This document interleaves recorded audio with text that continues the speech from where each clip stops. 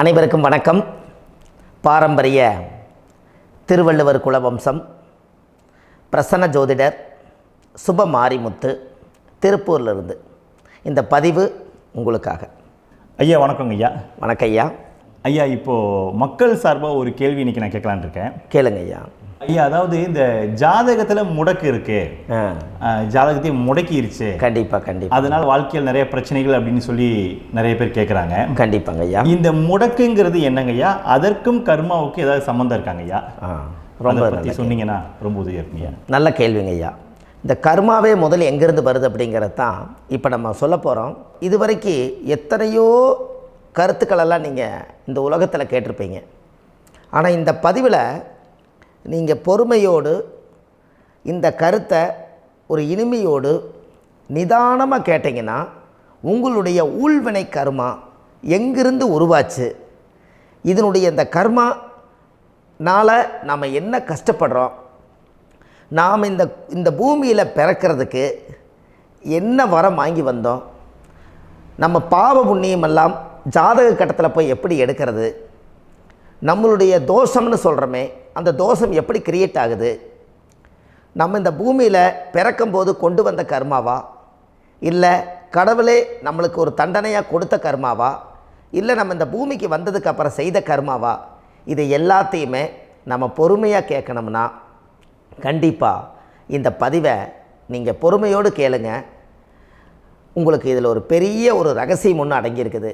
அந்த ரகசியத்தை தான் இன்றைக்கி இந்த உலகத்துக்கு அரங்கேற்றம் பண்ணுறேன். இந்த முடக்கு நம்ம ஐயா கேட்டதில் ஒரு அற்புதமான ஒரு விஷயம் என்ன அப்படின்னு கேட்டிங்கன்னா, முடக்குங்கிறது அந்த காலத்தில் பெரிய திறமையை கட்டி போட்டு வச்சுட்டா நம்மனால் அது இயங்க முடியுமாங்க? முடியாது இல்லைங்களா ஐயா? முடியாது. அப்போது அதே மாதிரி ஜாதக கட்டத்தில் நமக்கு வேண்டிய யோகத்தை கடவுளே நம்மளுக்கு நாம் செய்த பாவத்தினால அது முடக்கி வச்சிருச்சுன்னா அந்த பாவகத்தை அந்த ஜாதகர் அனுபவிக்க முடியுமா? அனுபவிக்க முடியாது. அப்போது அந்த அனுபவிக்க முடியாமல் வெளி உலகத்தில் போய் நம்ம தேடி போன பிறவியில் செய்த பாவத்தை இந்த பிறவியில் நீங்கள் தேடி கண்டுபிடிச்சி வாழ்க்கையில் நீங்கள் எப்போ மேலுக்கு வர்றது? அப்போது அந்த கர்மா 12 ராசி கட்டத்துக்குள்ள 27 நட்சத்திரத்தில் 9 கிரகங்களுக்குள்ள ஒரு பெரிய ஒரு ஆத்துமாத்துமான கர்மா, உங்கள் பூர்வ ஜென்ம கர்மா இதுக்குள்ளே எங்கேயோ ஒரு இடத்துல முடங்கியிருக்குது. இந்த முடக்க மட்டும் உங்கள் ஜாதகத்தில் நீங்கள் கண்டுபிடிச்சிட்டிங்கன்னா ஹைலைட்டாக வாழ்கிறதுக்கு, இந்த உலகத்தில் சுதந்திரமான வாழ்க்கை வாழ்கிறதுக்கு ஒரு மிகப்பெரிய பொக்கிஷம் உங்கள் ஜாதகத்துக்குள்ளேயே இருக்குது. அப்போது அந்த ஜாதகத்துக்குள்ளே நாம் போன பிறவியில் நம்ம கர்மா நாம் என்ன செய்திருப்போன்னு உங்களுக்குள்ளே பெரிய குழப்பம் இருக்கும். என்னங்க ஐயா, நீங்கள் என்ன கர்மா பண்ணிட்டு வந்தீங்க, நாம் போன பிறவியில் நம்ம யாரை ஒரு வதச்சோம், யாரை நம்ம மனசை புண்படுத்தினோம், நம்ம தாத்தாவுக்கு சோறு போட்டோமா, நம்ம பாட்டனுக்கு சோறு போட்டோமா, நம்ம முப்பாட்டனுக்கு சோறு போட்டோமா, நம்ம கொள்ளுப்பாட்டனுக்கு சோறு போட்டோமா, அப்போ நம்ம அப்பாவுக்கு நம்மளை பெற்றவருக்கு நம்ம சாப்பாடு கொடுத்தோமா, இவங்களுக்கெல்லாம் நம்ம சேவை பணிமடைகள் செஞ்சோமா, நம்மளுடைய உறவுகளுக்கெல்லாம் அரவணைச்சு போனோமா, நம்மளுடைய இந்த மாதிரி நாம் இரத்த சம்பந்த உறவுகளை இருந்து தான் இந்த உலகத்துக்கு நம்ம வெளியில் வந்திருப்போம். அப்போது வெளியில் நீங்கள் நிற்கிறீங்க, அப்படியே மேலே போய் பார்த்தீங்கன்னா ஒரு 7 தலைமுறையில் ஒவ்வொருத்தரும் செய்த கர்மாவெல்லாம் நம்ம பிளட்டு ரிலேட்டிவாக இப்போ நீங்கள் கரண்ட்டில் இருக்கிறவங்க கிட்ட தான் டெபாசிட் பண்ணியிருக்கோம். அப்போ இது தெரியாமல் நாம் ஜாதகத்துக்குள்ளே போய் தசாபுத்தி நல்லா தனுங்க இருக்குது, நான் ரொம்ப கஷ்டப்படுறேன், என் ஜாதகத்தில் போய் பார்த்தேன் எல்லா கிரகங்களும் நல்ல வலிமையாக இருக்குன்னு தான் சொன்னாங்க, ஆனால் இன்னும் என்னுடைய கடன் அடையலை, இன்னும் என்னோடய கர்ம தீர்ந்த மாதிரியே தெரியல, எனக்குள்ளே ஒரு தாட்டு என்னமோ நான் ஒரு பின்தங்கின வாழ்க்கையிலே வாழ்ந்துட்டுருக்கேன் அப்படின்னு நீங்கள் சொல்லும்போது, அப்போ இதையெல்லாம் தாண்டி ஒரு கர்மா உங்களுடைய ராசி கட்டத்துக்குள்ளே எங்கேயோ ஒரு பக்கத்தில் ரகசியமாக புதைஞ்சிருக்கு. அப்போது அந்த ரகசியமாக புதைஞ்சிக்கக்கூடிய அந்த முடக்கு தான் இன்றைக்கி இந்த உலகத்துக்குள்ளே நீங்கள் தெரிஞ்சுக்கக்கூடிய விஷயம். அப்போ அந்த முடக்குங்கிறது ஒன்று உண்மை. இந்த உலகத்துக்கு நம்மளை எல்லாத்துலேயும் நல்லா யோசிச்சு பாருங்கள். 12 ராசி கட்டம் இருக்குதுங்களா ஐயா? ஆமாங்க ஐயா. ஆனால் கிரகம் எத்தனை இருக்குதுங்க? 9 தான் இருக்குங்க ஐயா. ஆமாம், 12 ராசிக்கு 12 கட்டத்துக்கு 12 கிரகம் கொடுத்துருக்கலாமல்ல கடவுள். அப்போ ஏன் 3 கட்டத்தை மட்டும் எம்டி பண்ணி மீதி 9 கிரகத்தை வச்சுக்கிறாருன்னா, அப்போ நாம் செய்த 3 தலைமுறை கர்மாவுக்கு அது எந்த கட்டம் பிளாக் ஆகுதோ அந்த கட்டத்துக்குள்ளே ஏதோ ஒரு ரகசியம் இருக்கிறனால தானே எங்கேயோ ஒரு பக்கத்தில் நீங்கள் கண்டிப்பாக கர்மாவில் மாட்டுவீங்கிறது கடவுளே படைச்சு தானே இதை உருவாக்கியிருக்காரு. 12 ராசிக்கு 12 கட்டம் கொடுத்துருந்தா எங்கே நீங்கள் சுற்றி வந்தாலும் ஏதோ ஒரு வீட்டுக்குள்ளே போய் உட்காந்துக்கலாம். ஆனால் ஒரு வீடு சுத்தமாக இருக்குது, ஒரு வீட்டில் 4 கிரகம் இருக்குது, ஒரு வீட்டில் 3 கிரகம் இருக்குது, ஒரு வீட்டில் 5 கிரகம் இருக்குது, ஒரு 3 வீடு 4 வீடு காலியாக இருக்குது. அப்போ எங்கேயோ ஒரு ராசி கட்டத்துக்குள்ளேயே கடவுளுடைய கர்மா விளையாட்டு, அது ரகசிய விளையாட்டு தான். அப்போது இந்த இடத்துல தான் உங்கள் ஜாதகத்தில் முடக்கு இருக்குது. இந்த முடக்கை நீங்கள் எப்படியெல்லாம் அதை ஆராய்ச்சி பண்ணி கண்டுபிடிக்க முடியும் அப்படிங்கிற ஒரு விஷயத்தை தான் இன்றைக்கி நம்ம இந்த உலகத்துக்குள்ளே இதை நுழைக்க போகிறேன். இப்போ அப்பா செய்த பாவம்னு ஒன்று இருக்குமில்லங்க ஐயா, நம்ம அறியாத வயசில் தெரியாதில்ல, அப்பா செய்த பாவம்னு இருக்கும். அப்பாவுடைய சொத்து பிள்ளைக்குத்தானா, அப்பாவுடைய பாவம் பிள்ளைக்குத்தானே, என்னங்க ஐயா? சரி, அப்போ தாத்தா இருக்கிறாரு, தாத்தாவுடைய கர்மா உயிர் எங்கே எழுதி வைக்கிறாருங்க? அப்போது மகனை விட்டுறாரு.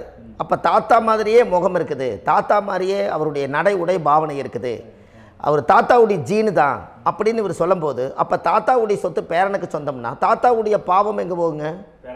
Very good. அப்போ அப்போது இந்த கர்மா எப்படி டிரான்ஸ்ஃபர் ஆகுதுன்னு உங்களுக்கு தெரியுதா? அப்போ நீங்கள் போன பிறவியில் அந்த தாத்தாவுடைய பேரனை நீங்கள் பிறக்கிறதுக்கு கர்மம் உங்களை செயல்பட வச்சுருக்குது. அதனால் நீங்கள் தாத்தாங்கிறீங்க. அதனால் அந்த கௌரவமாக எங்கள் தாத்தா சம்பாரித்த சொத்து நான் தான் அனுபவிக்கணுங்கிற விதியை நீங்கள் உருவாக்கிறீங்க. அப்போது இந்த ஜாதகத்தில் அந்த ஊழ்வினை தோஷந்தான் ஏதோ ஒரு வழியில் உங்களை கர்மாவை செயல்படுத்துது. அதனால தான் இந்த ஜாதகத்தில் எந்த ஒரு முடக்கை எடுக்கிறதா இருந்தாலும் சூரியன் என்ற நட்சத்திரம் எதுவோ அந்த நட்சத்திரத்துக்கு எந்த வீடு முடக்காகுதோ அங்கே தான் உங்களுடைய கர்மா ஒளிஞ்சிருக்கும். இதுதான் உங்களுடைய பெரிய ஒரு பொக்கிஷமான ரகசியம். சரிங்க ஐயா, இப்போ இதில் நவகிரகங்கள் 9 இருக்கும்போது ஏன் சூரியனை மட்டும் நம்ம இதில் எடுத்துக்கணும்னு நீங்கள் சொல்கிறீங்க? நல்ல கேள்விங்க ஐயா. நீங்கள் கேட்டீங்க பார்த்தீங்களா, 9 நவகிரகம் இருக்கும்போது சூரியனை மட்டும், அந்த சூரியன் என்ற நட்சத்திரம் பிறக்கும்போது அந்த வீடு மட்டும் முடக்காகுன்னு நீங்கள் கேட்டீங்க இல்லையா? இதுதான் அற்புதமான கேள்வி. ஏன் அப்படின்னு கேட்டிங்கன்னா, சூரியன் அப்பாவோட உயிர் கரு போய் அம்மாவுடைய பனிக்கூடத்தில் கர்ப்பத்தில் வச்சு 10 மாதம் 300 நாள் சுமந்து நீங்கள் இந்த பூமிக்கு வெளியில் வரும்போது நீங்கள் என்ன பாவத்தை இவங்க விதைச்சாங்களோ அந்த கர்மாவை வாங்கிட்டு தான் நீங்கள் வெளியில் பிரசவமாகறீங்க. இதுதானே? அப்போ சூரியன் என்ற நட்சத்திரம், அந்த சூரியனுங்கிறது உயிர் கருவல்லவா, அப்பாவுடைய உயிரணுக்கள் அம்மாவுடைய கருவிக்குள்ளே போய் நாம் குழந்தை வடிவத்தில் இருந்து 300 நாள் பாவ உன்னித்த பதிவில் ஏட்டு எழுதி ஒரு ஜாதகத்தை கையில் கொடுத்து பிறந்த உடனே உங்களுக்கு ஒரு ஏட்டை பெரட்டி நீ இப்படித்தான் விதி, இனிமேல் இப்படித்தான் நீ வாழணும்னு சொல்லி உங்கள் கர்மாவை நீங்கள் கர்மாவோடு தானே வெளியில் பிறக்கிறீங்க. அப்போ சூரியன் என்ற நட்சத்திரம் தானே இந்த உலகத்துக்கு ஒரு பெரிய ஒரு மகத்துவம். இப்போ பாருங்கள், விடிய வரைக்கும் நம்ம முழிச்சிட்ருக்குறோம், காலையில் சூரிய உதயமானால் அவங்கவுங்க செயல்படுறோம். மீதி எல்லா கிரகங்களுக்குமே வெளிச்சத்தை கொடுக்கக்கூடிய சக்தி சூரியனுடைய பிம்ப ஒளிக்குத்தானே உண்டு, என்னங்க ஐயா? அதனால தான் மேசத்து உச்ச வீடுன்னு சொல்லி மேசத்தை உச்சம்னு சொல்லி சூரிய உச்சத்தை அங்கே தான் வச்சாங்க. அப்போது அந்த காலச்சக்கரத்துக்கு 5ஆம் இடம் பூர்வ புண்ணியஸ்தானத்தில் போய் சிம்மத்தில் கொண்டு போய் சூரியனை ஆட்சி வீடுன்னு வச்சாங்க. அப்போது சூரியனில் இருந்து தான் அந்த மையப்புள்ளி உருவாகுது. அப்போ உங்களுடைய ஜாதகத்தில் அந்த சூரியனாகப்பட்டவர் பிறக்கும்போது நீங்கள் உங்கள் ஜாதகத்தை நீங்கள் எடுத்துக்கங்க ஐயா. நீங்கள் இன்றைக்கே போய் கதவை திறந்து உங்கள் பெட்டியை திறந்து பீர்வாவுக்குள்ளே உங்களுடைய ஜாதகம் இருக்குது, அந்த ஜாதகத்தை எடுத்து ஜோதிடர்கிட்டையே நீங்கள் சந்தேகம் கேட்குறக்கு முன்பு நீங்களே உங்களுடைய கர்ம பற்றி தெரிஞ்சுக்கிறதுக்கு இந்த பதிவில் உங்களுக்கு ஒரு ரகசியத்தை சொல்லித்தரேன். உங்கள் ஜாதகத்தில் இப்போ இது வரைக்கும் ராசி கட்டத்தை நீங்கள் பார்த்துருப்பீங்க, ஆனால் பாதசாரம்னு ஒன்று இருக்கும் இல்லைங்களா? ராசிக்கு பாதசாரம்னு ஒன்று இருக்கும்.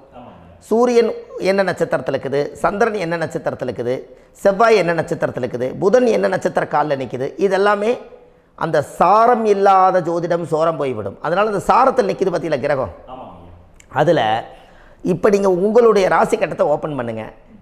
இதில் ராசி கட்டத்தில் சூரியன் என்ற நட்சத்திரம்னு ஒன்று இருக்கும் இல்லைங்களா? அது எதுவாக வேணாலும் இருந்துட்டு போட்டோம்.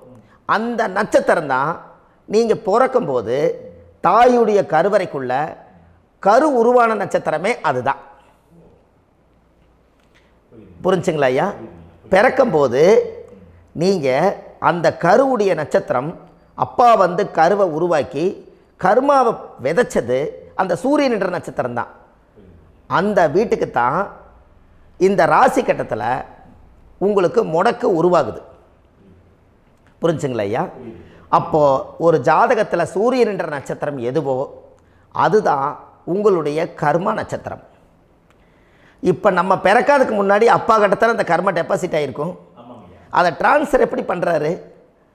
அவருக்கு ஒரு கல்யாணம் வச்சு அவர் குடும்ப வாழ்க்கையில் வாழ்ந்து நம்மளோட உயிர் கருவை கொண்டு போய் ஊராம் பொண்ணை கல்யாணம் பண்ணி பொண்டாட்டின்னு எடுத்துக்கொண்டு அந்த பொண்டாட்டிங்கிற உரிமையாகி இவருடைய உயிர் கரு உருவாகி வாரிசுகள் வெளியில் வருது.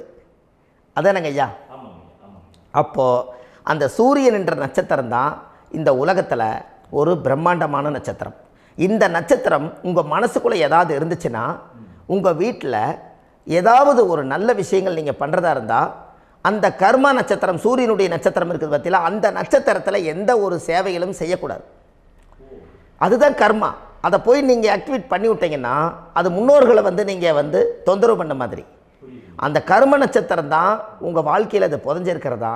இப்போ குழந்தை பிறந்தாலோ சீர் சீமந்தங்கள் நீங்கள் செய்கிறதாலோ கல்யாணம் முக்கிறதுனாலோ உங்கள் ஜென்ம நட்சத்திரத்தன்னைக்கு கல்யாணம் பண்ண வேண்டாம்னு சொல்லிக்கிறாங்கல்லங்க. உங்களுக்கு ஜென்ம நட்சத்திரத்துக்கு முன்னாடி உங்களை உருவாக்குன நட்சத்திரம் தான் ஜென்ம நட்சத்திரம். அப்போ சூரியன் என்ற நட்சத்திரம் அப்பாவுடைய ஜென்ம நட்சத்திரமாக அந்த ஊழ்வினை கர்மம் செயல்படுது. அப்போ அந்த முடக்கு யார் வழியில் வந்தது? முன்னோர்கள் வழியில் வந்தது. முன்னோர்கள் கட்டி வச்சது யாரைய? குலதெய்வத்தை. அப்போ அந்த குலதெய்வத்தை போய் சாமிக்கு போய் வீடு வாசல்லாம் வலித்து குலதெய்வத்தை போய் தேங்காய் பழம் பூ மாலை கல்கண்டு வாங்கி அர்ச்சனை பண்ணி ஒரு அன்னதானம் ஒன்று பண்ணிவிட்டு சாமிக்கு பொங்கல் வச்சு நைவேத்தியம் பண்ணிவிட்டு உங்கள் ஜாதகத்தை வச்சு பூஜை பண்ணிவிட்டு வாங்க. அதுக்கப்புறம் தான் உங்கள் கர்மாவை கண்டுபிடிக்கிறதுக்கு வழியே பிறக்கும். குலதெய்வத்தை வணங்காமல் கோவிந்தா கோவிந்தா என்று பல தெய்வத்தை வணங்கினாலும் பலனொன்றும் இல்லைன்னு அந்த காலத்தில் முன்னோர்கள் சொல்லி வச்சுக்கிறாங்களா இல்லைங்களா? அதனால் கண்டிப்பாக அதை கண்டுபிடிச்சி நீங்கள் அதுக்கு ஒரு நைவேத்தியம் பண்ணால் மட்டும்தான் முதல்ல உங்கள் 5ஆம் பாவம் முன்னோர்கள் அது வேலை செய்யும். குலதெய்வ ஆலயத்துக்கு போயிட்டு வாங்க. போயிட்டு வந்துட்டு இந்த கர்மவினை தோஷத்தை நிவர்த்தி பண்ணுறதுக்குண்டான சரியான பரிகாரத்தை நம்ம எடுப்போம். அப்போது உண்மையாலுமே ஒரு ராசி கட்டத்துக்குள்ளே இந்த மாதிரி ஒரு அந்த கர்ம தோஷம் இருப்பதனால இந்த கர்மா தோஷத்துக்கு அந்த முடக்க தோஷங்கிறத நீங்கள் எடுத்து அதை கண்டுபிடிச்சி அந்த சூரியன் என்ற நட்சத்திரம் எந்த ராசி கட்டத்தில் போய் முடக்காயிருக்குதோ அந்த முடக்கு எந்த பாவகம் வந்து நம்மளுக்கு லாக் ஆகிருக்குதோ அந்த பாவகத்துக்கு உண்டான பரிகாரங்கள் அதுக்குரிய ஸ்தலங்கள் அந்த கோவில்களில் போய் சுவாமிக்கு தேங்காய் பழம் பூமாலை கல்கண்டு வாங்கி அர்ச்சனை பண்ணி நீங்கள் இந்த கோவிலுக்குள்ளே போய் உட்காந்து சாமி கும்பிட்டு வந்தீங்கன்னா உங்களுடைய ஜாதகத்தில் இருக்கக்கூடிய அந்த முடக்கு தோசை நீங்கி வாழ்க்கையில் நீங்கள் எதை சாதிக்க வந்தீங்களோ அந்த சாதனையை நீங்கள் சாதிச்சிட்ருப்பீங்க. புரிஞ்சுங்களா ஐயா? ஏன் அப்படின்னா அந்த முடக்கு நட்சத்திரத்துக்குள்ளே தான் ஒரு தோஷம் இருக்குது. இப்போ அந்த காலத்தில் பாருங்கள் ஐயா, முன்னோர்கள் எல்லாம் நிறைய பேர் கோவில் கட்டி வச்சுட்டு போயிருக்காங்களா இல்லைங்களா? இந்த கோவில் எதுக்காக கட்டி வச்சுக்கிறாங்கன்னா அவங்க கட்டினவங்களுக்கும் அந்த முடக்கு தோஷம் இருந்திருக்குது. ராஜாக்கள் இருந்திருக்குது, மன்னர்கள் காலத்தில் இருந்திருக்குது, ஜமீன்தார் காலத்தில் இருந்திருக்குது. இப்போ அவங்களுடைய அமைப்புகள் எல்லாமே முன்னோர்கள் என்னமோ அறியாமல் தெரியாத தன்னடக்கம் இல்லாத ஒரு கர்மாவை இவங்க செஞ்சிட்டாலும் அதுக்குரிய பரிகார ஸ்தலங்களை கொண்டு போய் அந்த காலத்திலே ஜாதகம் பார்த்து நம்ம வந்து முன்னோர்களுடைய பாவத்தை நாம் செய்த பாவத்தையும் தீர்த்துட்டு நமக்கு கீழே அடுத்த சந்ததிகள் அடுத்த தலைமுறைகள் வந்தாலும் இந்த கோவில்களுக்கு வந்து விளக்கு போட்டு சாமி கும்பிட்டு இந்த மண்ணை மிதிச்சுட்டு போனால் அன்னையோடு அந்த கர்மா தீருங்கிறது அந்த காலத்திலேயே முடக்க தோஷ பரிகாரத்தை கோவில் வழியில் அந்த காலத்தை திசை திருப்பி வச்சுருக்காங்க. அப்போ நீங்கள் கோவிலுக்கு போகாமல் கண்டிப்பாக இந்த பரிகாரத்தை நீங்கள் உடைக்க முடியாது. ஏன் உடைக்க முடியாதுன்னா இப்போ நீங்கள் எத்தனை வருஷம் வாழ்கிறீங்க ஐயா? 120 வருஷமே வச்சுக்கோங்க. சூரியன் திசை 6 வருஷம், சந்திரன் திசை 10 வருஷம், செவ்வாய் திசை 7 வருஷம், ராகு திசை 18 வருஷம், குரு திசை 16 வருஷம், சனி திசை 19 வருஷம், புதன் திசை 17 வருஷம், கேது திசை 7 வருஷம், சுக்கிரன் திசை 20 வருஷம். இப்போ நான் சொன்ன டோட்டலெல்லாம் கூட்டிங்கன்னா 120 வருஷம் வரும். இது ஒரு மனிதர் பிறந்து பூரண ஆயுளோடு வாழ்ந்தால் இந்த 120 வருஷம் வாழ்ந்தால் அவர் இந்த பூலோக பதவி விட்டு சிவலோக பதவி போயிடுவார். அதுக்கு பேர் தான் பூரண ஆயுள் என்று பொருள். அப்போ இந்த பூரண ஆயுளை வாழ்ந்தவருக்கு 120 வருஷம். கோயில் எத்தனை வருஷம் வாழுதுங்க ஐயா? கோயில் பழங்காலத்து கோயிலெல்லாம் எத்தனை வருஷம் வாழுதுங்க? 12 வருஷத்துக்கு கும்பாபிஷேகம். அது ஓகே, அது பரவாயில்ல. 12 வருஷத்துக்கு ஒருக்கா பழசை புதுப்பிச்சு கும்பாபிஷேகம் பண்ணி மறுபடியும் அதுக்கு பவர் ஊட்டி சக்தி ஊட்டி அதுக்கு உருவேற்றுறாங்க. நான் சொல்கிறது கோயில் 5000 வருஷம் 4000 வருஷம் பெரிய பெரிய சித்தர்கள், மகான்கள், ரிஷிமார்கள், யோகிகள், சித்தர்கள் இவங்களெல்லாம் போய் கோவில்லையே சிவனையும் பெருமாளையும் வழிபாடு பட்டுட்டு கோவில்லையே ஒரு ஓரத்தில் ஜீவசமாதி ஆயிட்டாங்கன்னு பழைய கால கோயிலில் சித்தர்கள் குடியிருக்காங்களா இல்லைங்களா? இருக்காங்கல்லங்க ஐயா. அப்போது நாம் 120 வருஷம் வாழ்கிறோம், கோவில் 5000 வருஷம் வாழுது. எங்கே சக்தி அதிகமாக இருக்குன்னு சொல்லுங்க? கோவிலில் தாங்க ஐயா. கோயில் தான், அதில் ஒன்றும் மாற்றம் இல்லைங்களே. கோயில் தாங்க. அப்போ கோவிலில் தான் அந்த சக்தி இருக்குதுன்னு நீங்கள் சொல்கிறீங்க. அப்போ உங்களுடைய கர்மாவை உடைக்கிறதுக்கு 120 வருஷம் பெருசா 5000 வருஷம் பெருசான்னு சொல்லுங்கள்? 5000 தாங்க. அப்போ 5000 வருஷம் உள்ள அலைகள் எத்தனை அந்த சிவனுக்கு இப்போ சிவன் கோயிலே உங்களுக்கு முடக்கு தோஷத்துக்கு ஒரு கோயில் வருதுன்னு வச்சுக்கோங்க. அந்த கோவிலில் எத்தனை முடக்குகளுக்கு உண்டான கோவில்கள், எத்தனை பழங்களை ஊற்றி சாமிக்கு அபிஷேகம் பண்ணியிருப்பாங்க, எத்தனை பால் கூட ஊற்றிருப்பாங்க, பன்னீர், தேன், இளநீ, மஞ்சள் நீர், திருமஞ்சனம், அபிஷேகம், பொங்கல், நைவேத்தியம் இத்தனையும் செஞ்சு அந்த சிவனை சிவனாக பார்த்து அந்த கருவறைக்குள்ள ஒரு கிராணங்கள் வரும்போதும் கூட பாதுகாப்பு பண்ணி வச்சு நல்ல சக்தியோடு அந்த கருவறையை புத்தியோடு அவங்க வேலை செஞ்சு அந்த காலத்தில் வச்சுருக்காங்களா இல்லைங்களா? அப்போது நம்ம வீட்டை அவ்வளோ சுத்தமாக வச்சுருக்க முடியுமா? என்னதான் வாஸ்து இருந்தாலும் முடியாது இல்லைங்களா? அப்போது அவ்வளவு ஒரு பவர்ஃபுல்லான கோவில் அந்த முடக்கு தோஷத்துக்குள்ளே ரகசியமாக அந்த கோயில் அடங்கியிருக்குது. உங்கள் ஜாதகத்துக்குள்ளே உண்மையாலுமே ஊழ்வினை கோயில், கர்மவினை கோயில் அதுக்குள்ளே இருக்குது. அந்த ஜாதகத்தை கணிச்சு பார்த்தா கரெக்டாக உங்களுடைய ஜாதகத்தில் அப்பாவுடைய கருவறையிலேருந்து உயிர் உருவாகிற நேரத்தில் இருந்து இப்போ வரைக்கும் நீங்கள் கரண்ட்டில் வாழ வரைக்கும் அந்த கர்ம கூட வர்றதை ஒரே ஒரு இடத்துல போனால் மட்டும்தான் விட்டுட்டு வர முடியும். அது எந்த வீடு அப்படின்னு கேட்டால் உங்களுக்கு அப்பாவுடைய கர்மா வழியில் போய் அந்த கோவில் பழையகால கோயில், பழையகால தெய்வங்கள், அந்த கோவில் தான் உங்கள் ஜாதகத்துக்குள்ள ரகசியமாக இருக்கும். அது ஏன் இந்த பதிவில் உங்களால் சொல்ல முடியாது அப்படின்னா, இந்த பதிவில் ஏன் உங்க சொல்ல முடியாதுன்னா உங்கள் ஜாதகம் தெரியாமல் என்ன கோயிலை நீங்கள் சொல்லுவீங்க? இப்போ பொதுவாக ஒரு நட்சத்திரத்துக்கு ஏதோ ஒரு கோவிலை அவங்க சொல்லி நீங்கள் போயிட்டு வர்றீங்கன்னு வச்சுக்கோங்க. ஆனால் அது வேலை செய்யலைன்னா நம்மளுக்கு என்னங்க இவ்வளோ கஷ்டப்பட்டு போய் அதை பலனடையிலேன்னு கேள்வி கேட்டக்கூடாது.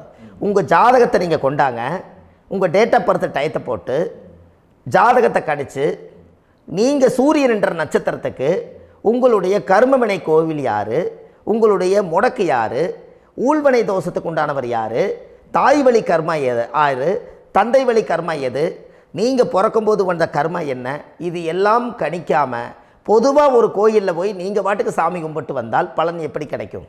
கண்டிப்பாக கிடைக்காதுங்க ஐயா. என்னங்க ஐயா? அது தெரிஞ்சு பண்ணாதான் சரியா? ஒரு டாக்டர்கிட்ட போகிறீங்க,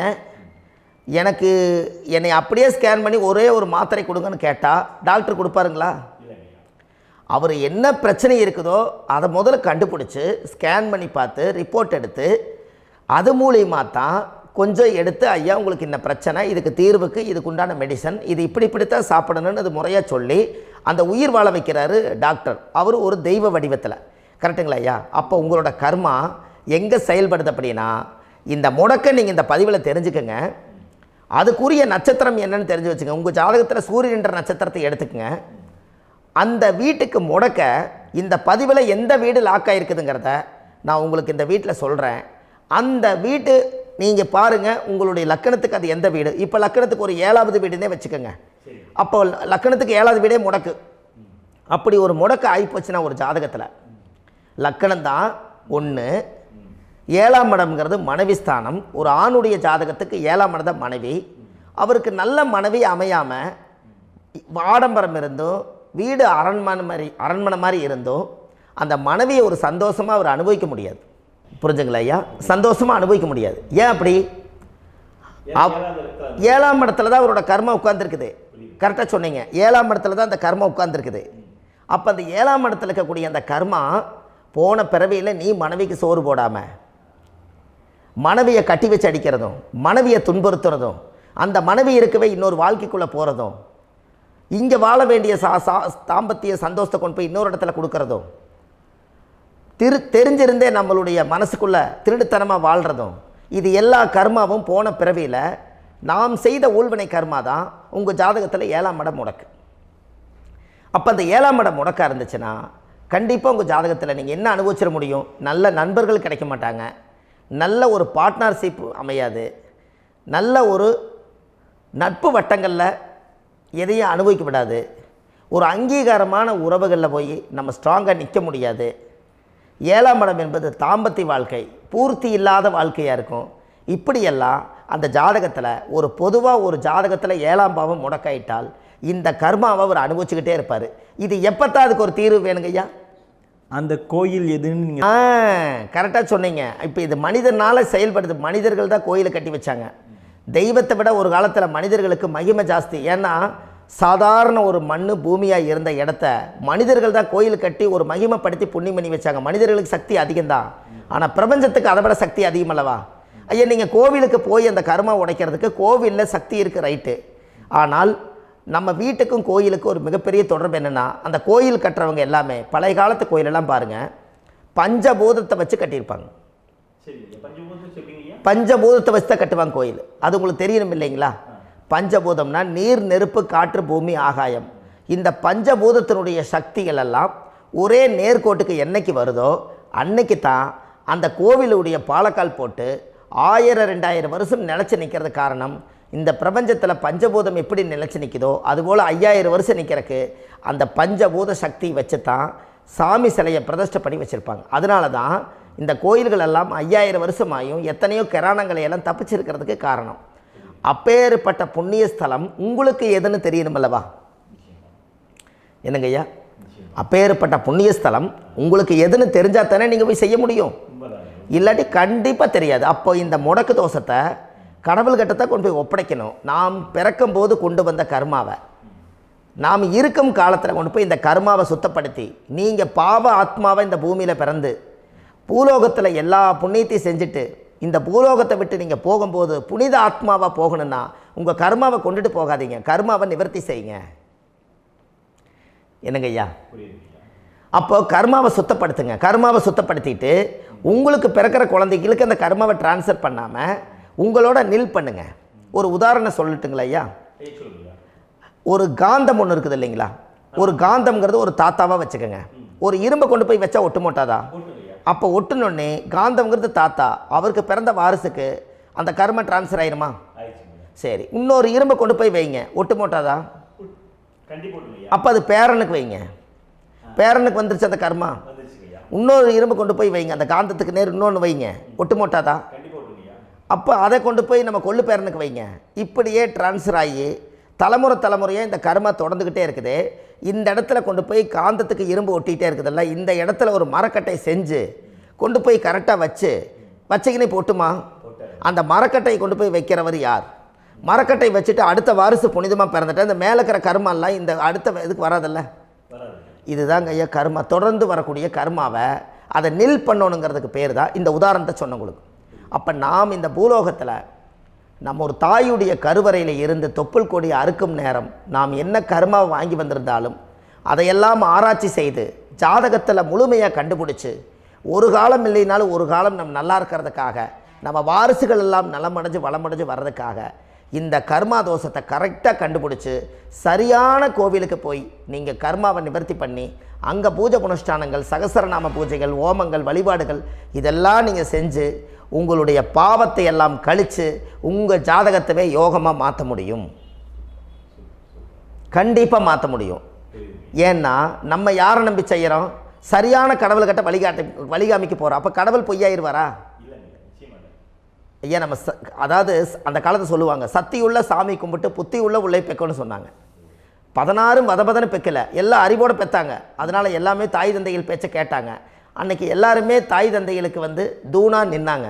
அப்போ அந்த காலத்தில் சத்தியுள்ள சாமி கும்பிட்டு புத்தி உள்ள உள்ளே பெக்கணும்னு சொல்லி அன்றைக்கி அறிவோடு பெற்று இந்த கர்மாவை ஆளுக்கு ஒரு கர்மாவை டிரான்ஸ்ஃபரை பிரித்து எல்லாரும் சுத்தப்படுத்தினாங்க. இன்றைக்கி நம்ம ஒரு குழந்தை 2 குழந்தை பெற்று வச்சுருக்கோம். அவங்களுக்கே இவ்வளவு கர்மா வந்துருச்சுன்னா இந்த குழந்தைகளுக்கு என்னைக்கு இந்த கர்மாவை போய் கண்டுபிடிச்சி நீங்கள் எப்போ சரி பண்ணுவீங்கன்னு. அப்போ இந்த வாழ்க்கையில் ஏதோ ஒரு பிரபஞ்ச சக்தி நம்மளை அறியாமல் என்னமோ ஒரு இயக்கத்தில் கொண்டு போய் விட்டுருச்சுங்களா? அப்போ இனிமேலாவது இந்த கர்மாவில் இருந்து கண்டிப்பாக நம்ம நிவர்த்தி ஆகணும்னு சொன்னால் இந்த முடக்கு தோஷத்தை யாரெல்லாம் கண்டுபிடிச்சி இந்த ஊழ்வினை கர்மாவில் இருந்து நாம் கருவறையில் சுமக்கும் போது 10 மாதம் நீங்களாம் என்னென்ன நினச்சிருப்பீங்க? அதாவது கருவறைக்குள்ள கருப்பாக ஒரு பிண்டம் இடப்பக்கம் கிடக்கையில் இந்த பூமிக்கு வரும்போது நீங்கள் என்னென்ன நினச்சிருப்பீங்க? இந்த பிறந்ததுக்கு அப்புறம் வந்து தான் அம்மா தெரியுது, அப்பா தெரியுது, தாத்தா தெரியுது, பாட்டி தெரியுது, இந்த உலகத்தில் கண்கொள்ளாத காட்சிகள் எல்லாம் தெரியுது, எல்லாம் தெரியுது. ஆனால் 10 மாதம் உங்கள் வாழ்க்கையில் நீங்கள் இருக்கும்போது நீங்கள் என்னென்னலாம் நினச்சி இந்த பதிவில் இறைவன் கொடுத்தாரோ அதையெல்லாம் அனுபவிக்கத்தான் வந்தீங்க. அதுக்கு இடையில இருக்கிறதான கர்மா. இந்த ஒரு விஷயம் உங்களுக்கு கிடச்சிருச்சுன்னா நீங்கள் எல்லாருமே ராஜயோகமாக பிழைப்பீங்கள்ல. இதில் ஏழை பணக்கார யாரையுமே சொல்ல வரல. அவங்க பிறக்கும்போது புண்ணியத்தை பொறுத்து தான் போன ஜென்மத்தில் நம்ம என்ன புண்ணியங்கள் பண்ணி வச்சோமோ அந்த புண்ணியத்தில் இன்றைக்கி நல்லா வாழ்கிறாங்க. ஒருத்தர் கேட்டார், என் ஜாதகத்தில்ங்க எங்கூட படித்தவர் இடம் வாங்கிட்டார், வீடு வாசல் கட்டிட்டார், தொழில் பண்ணிட்டார், நல்லா இருக்கார், ஆனால் நான் இன்னும் அப்படியே தான் இருக்கிறேங்கன்னு ஒருத்தர் கேட்டார். அதுக்கு ஒரு கருத்து என்னென்னா, டேட் ஆஃப் பர்த் ஒன்று தான், டைம் ஒன்று தானே வச்சுக்கோங்க. அவங்க அப்பா செஞ்ச புண்ணியம் வேறு, நீங்கள் செஞ்ச பாவங்கள் வேறு. அவர் செஞ்ச புண்ணியத்தினால அவருக்கு எல்லாமே முன்னாடி கிடைக்கிது. நீ கர்மாவெல்லாம் கழிச்சிட்டினா பின்னாடி கிடைக்க போகுது. இதில் மற்றவங்களை பற்றி வேற்றுமையாக நினைக்கிறதுல எந்த ஒரு இதுவுமே இல்லை. அப்போ ஒருத்தர் பார்த்து ஒருத்தர் வாழ வேண்டாம். உங்களுடைய சுய அறிவை வச்சு இந்த பூலோகத்தில் இந்த பூமியில் நீங்கள் 4 தெரிஞ்சு நல்ல விதமாக கற்றுக்கிட்டு இந்த உலகத்தில் சிறப்பாக வாழ கற்றுக்குங்க.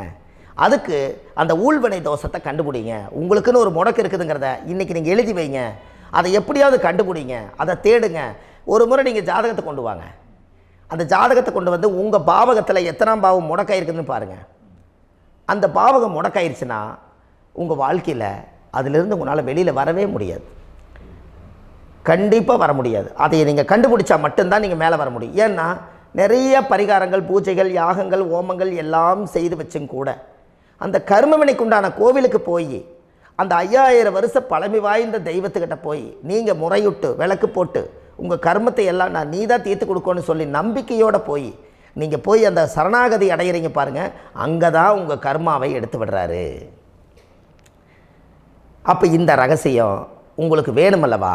அப்போ உங்கள் ஜாதகத்தில் எங்கே முடங்கி அதுக்குரிய கோவில்கள் எல்லாம் என்ன, அதுக்கு தான பரிகாரம் என்ன, அதுக்கு நீர் பரிகாரம் என்ன, யாத்திரை பரிகாரங்கள் என்ன, நீங்கள் வீட்டில் இருந்தே செயல்படுத்தக்கூடிய பரிகாரங்கள் என்ன, பரிகாரம் கோவிலுக்கு போய்த்தான் நடக்குமா, இல்லை நாம் வீட்டில் வச்சு வணங்குறதுனால நடக்குமா, நாம் செய்யக்கூடிய தர்ம பரிகாரங்கள் என்ன, தான பரிகாரங்கள் என்ன, இப்படி பல விதமாக இருக்கிறனால உங்கள் ஜாதகத்துக்கு எந்த மாதிரி பரிகாரம் கனெக்ட் ஆகுதுங்கிறது தெரியணும்.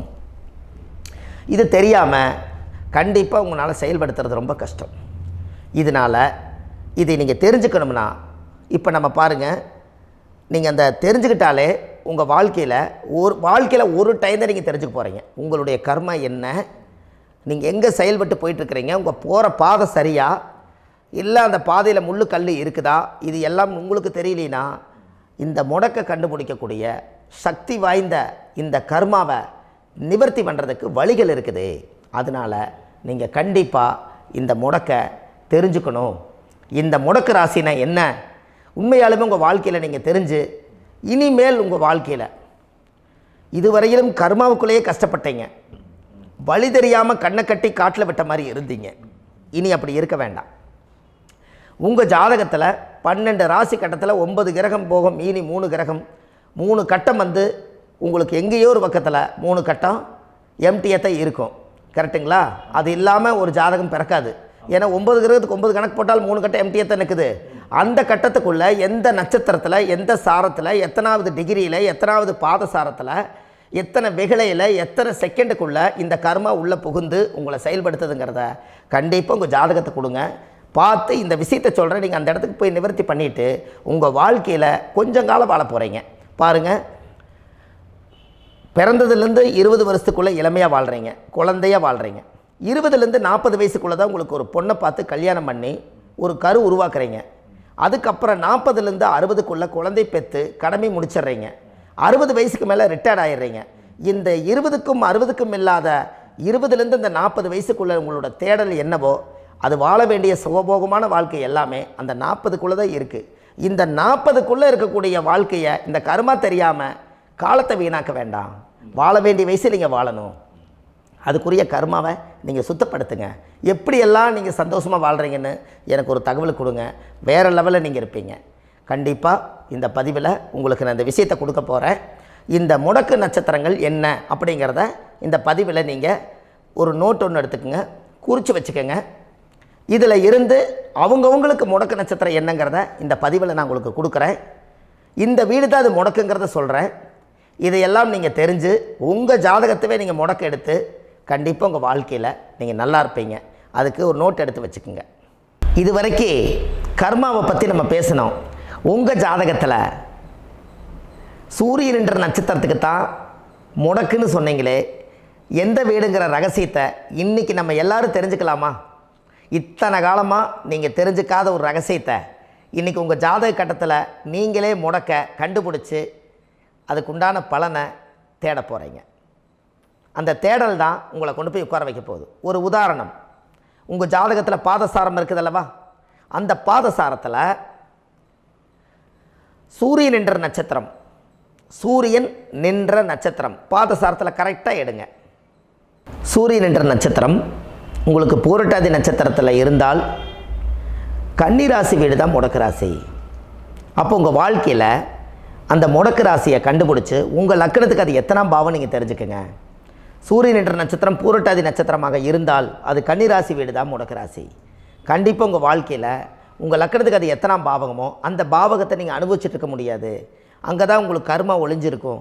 அதை நீங்கள் கண்டுபிடிச்சி அதுக்குரிய வழிபாட்டு ஸ்தலங்களும் அதுக்குண்டான பூஜை புனஸ்தானங்களும் அதுக்கு என்ன மாதிரி பரிகாரங்கள் உங்கள் ஜாதகத்தில் இருக்குதுன்னு அது புதஞ்சிருக்கும்.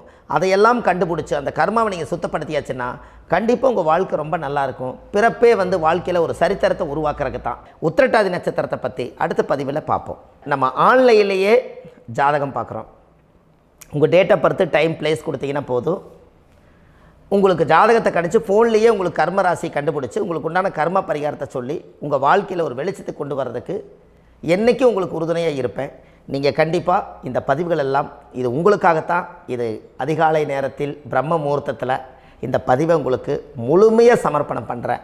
இதை இதை வழி நடத்தி இதைய எப்படியெல்லாம் இந்த முடக்கை கண்டுபிடிச்சி இப்படியெல்லாம் பேச வச்சு அழகு பார்க்க நம்ம முன்னோர்களுடைய ஆசீர்வாதமும் இந்த முடக்கை கண்டுபிடிச்ச குருமார்களும் அவங்களுடைய குடும்ப பாரம்பரிய வம்சாவளிகளும் எல்லாருமே நல்லா இருக்கணும்.